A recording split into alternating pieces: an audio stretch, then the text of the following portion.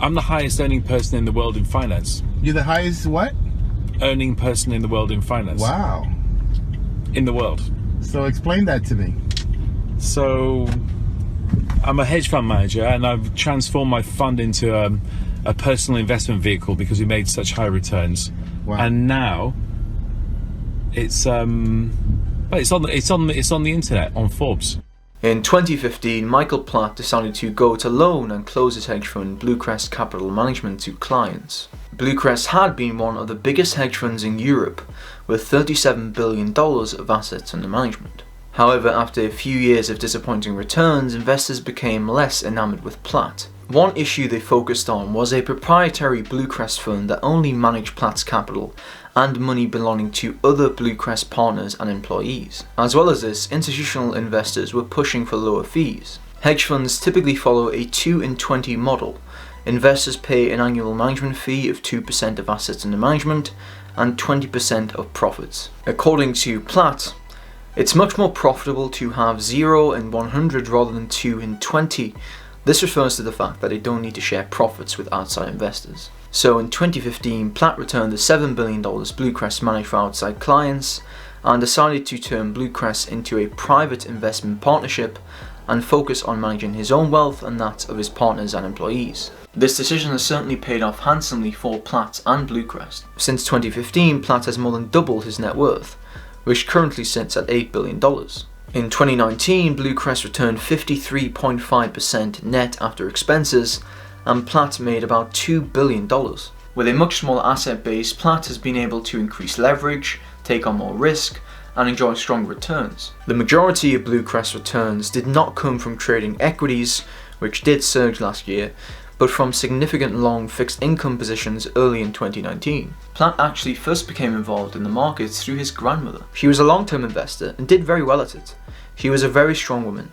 She wasn't interested in baking a cake for me, she was interested in what stock I wanted to buy or sell. Platt states that he has had a very easy life because he has never had to think about what he wanted to do. He wanted to be a trader from the age of 12 and started when he was 13, successfully trading stocks through high school and university, with one major exception: the infamous Black Monday crash of 1987, when his stock account lost half its value in a single day. Platt has no tolerance for trading losses, just as some have no tolerance for YouTubers asking you to smash the like button for the YouTube algorithm every 30 seconds before any content has been delivered of value.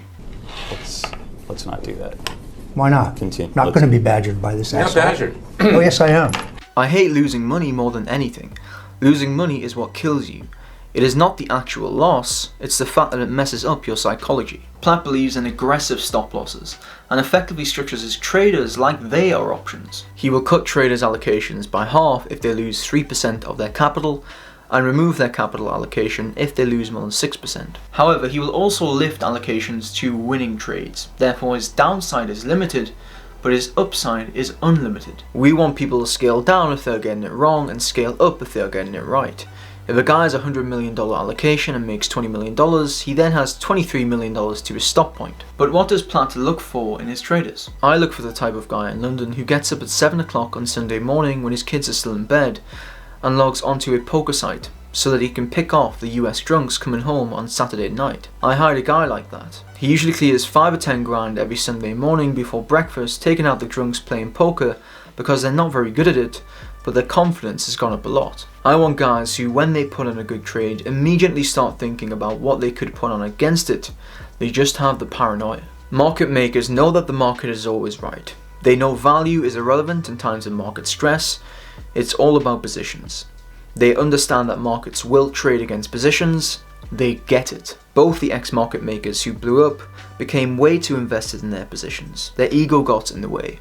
They just didn't want to be wrong, and they stayed in their positions. Recently it was reported that BlueCrest cut at least 10 portfolio managers, as the firm suffered losses in its fixed income relative value strategy. BlueCrest also cut risk across the firm by about $1 billion.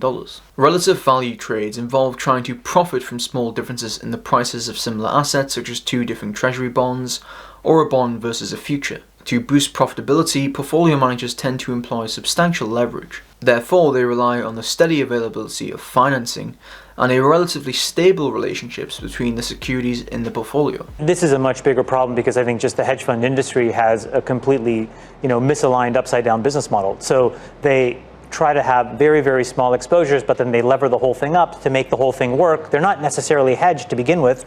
There's a ton of correlation. And when things like this happen and everything re-rates and you're, running 5, 6, 7, 8 times, then the selling gets exacerbated. This means that when volatility increases sharply, losses can mount very quickly. While BlueCrest suffered some losses since the sell-off, they are apparently still up for the year. Over the 15 years that BlueCrest managed client money, they produced more than $22 billion in trading profits for investors. Now, it's not quite the insane returns of the GOAT hedge fund Renaissance Technologies Medallion Fund, but nonetheless still pretty good. Since becoming a private investment partnership in 2015, the results have been sensational. 50% in 2016, 54% in 2017, 25% in 2018, and 53.5% in 2019. For more compounded valuable content, subscribe and like.